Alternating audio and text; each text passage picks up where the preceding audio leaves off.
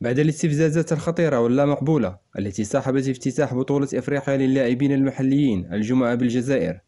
والخرق السافر للقوانين المنظمة للتظاهرات الكروية التي تقام تحت لواء الاتحاد الإفريقي لكرة القدم، بعد إلقاء كلمة خارج السياق لتمرير مغالطات سياسية لا تمت بأي صلة للشأن الكروي، ينتظر أن تلجأ الجامعة الملكية المغربية لكرة القدم إلى الطاس لإصدار عقوبات قاسية في حق الاتحاد الجزائري، حيث يدرس فوزي القجاع والجامعة اللجوء إلى المحكمة الدولية الرياضية الطاس بخصوص كذلك منع الجزائر مشاركة المنتخب المغربي في نهائيات كأس أفريقيا للاعبين المحليين شان. وحسب مصادر موقع زنقة 20 فإن جامعة الكرة تعد ملفا متكاملا عبر فريقها القانوني، وتنتظر فقط تفاؤل الاتحاد الإفريقي الكاف مع جميع الخروقات الجزائرية، خاصة وأن رئيس الاتحاد الإفريقي ومعه رئيس الفيفا وقفا بشكل مباشر وشخصي على فضيحة منع المنتخب المغربي من التوجه إلى الجزائر للمشاركة في بطولة الشان.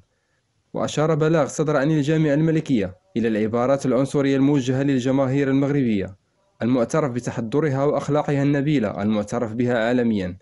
من قبل الجماهير الحاضرة في مباراة الافتتاح. كما قامت الجامعة كذلك بالتنديد بالممارسات الدنيئة والمناورات السخيفة التي صاحبت افتتاح البطولة، والخرق السافر للقوانين المنظمة للتظاهرات الكروية التي تقام تحت لواء الاتحاد الإفريقي لكرة القدم، بعد إلقاء كلمة خارج السياق لتمرير مغالطات سياسية لا تمت بأي صلة للشأن الكروي.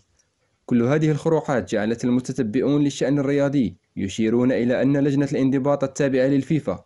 قامت في وقت سابق بفرض غرامة مالية على الجامعة الملكية المغربية لكرة القدم بقيمة 20,000 فرنك سويسري،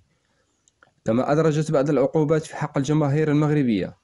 بسبب هتافات عنصرية أطلقتها من المدرجات في ربع نهائي كأس العرب بقطر، وهي الاتهامات التي جاءت من الجانب الجزائري، وأجبرت عقوبات الفيفا المنتخب المغربي على خوض مباراة الدور الفاصل لتصفيات مونديال قطر أمام الكونغو الديمقراطية في وجود عدد محدود من الجماهير، مع إغلاق المدرجات الجنوبية والشمالية خلف المرمى، وهو ما يضع الفيفا والكاف في وضع حرج. وأضحت مطالبة بمعاقبة الجزائر بعد ارتكابها للمجازر الرياضية في حق المغرب، بدءا من إحصاء المنتخب المغربي من المشاركة وإقحام السياسة في الرياضة، وصولا إلى استغلال تظاهرة رياضية قارية في التهجم على بلد جار عضو في الكاف من خلال معاداة الوحدة الترابية للمملكة. ننتظر آراءكم في التعليقات كمتتبعين للشأن الكروي، سواء كنتم مغاربة أو جزائريين، حول كل هذه الخروقات.